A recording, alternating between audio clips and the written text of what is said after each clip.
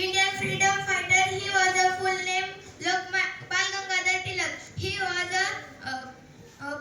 born of 23 July 1856 in Ratnagiri, Maharashtra. Indian independence movement. He was a popular statement of birthright and I shall have it.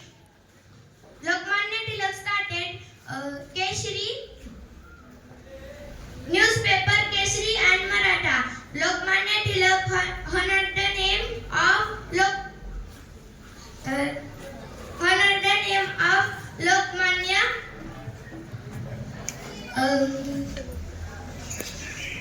with